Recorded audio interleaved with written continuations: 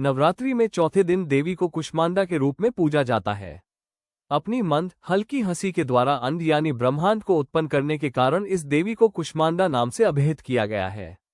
जब सृष्टि नहीं थी, चारों तरफ अंधकार ही अंधकार था, तब इसी देवी ने अपने ईशत हास्य से ब्रह्मांड की रचना की थी। इसीलिए इसे सृष्टि की आदिविरूपा या आदिशक्ति कहा गया है। इस देवी की 8 भुजाएं हैं, इसलिए अष्टभुजा कहलाई। इनके 7 हाथों में क्रमशः कमंडल, धनुष, बाण, कमल पुष्प, अमृतपूर्ण कलश, चक्र तथा गदा है। 8वें हाथ में सभी सिद्धियों और निधियों को देने वाली जपमाला है। इस देवी का वाहन सिंह है और इन्हें कुम्हड़े की बलि प्रिय है। संस्कृति में कुम्हड़े को कुष्मांड कहते हैं, इसलिए इस देवी को कुष्मांडा। इस देवी का वास सूर्यमंडल के भीतर लोक में है।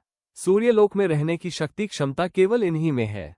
इसीलिए इनके शरीर की कांति और प्रभा सूर्य की भांति ही दैदीप्यमान है। इनके ही तेज से 10 दिशाएं आलोकित है। ब्रह्मांड की सभी वस्तुओं और प्राणियों में इन्हीं का तेज व्याप्त है। अचंचल और पवित्र मन से नवरात्रि के चौथे दिन इस देवी की पूजा आराधना करना चाहिए। इससे भक्तों के रोगों और शोकों का नाश होता है तथा उसे आयु, यश, बल और आरोग्य प्राप्त होता है।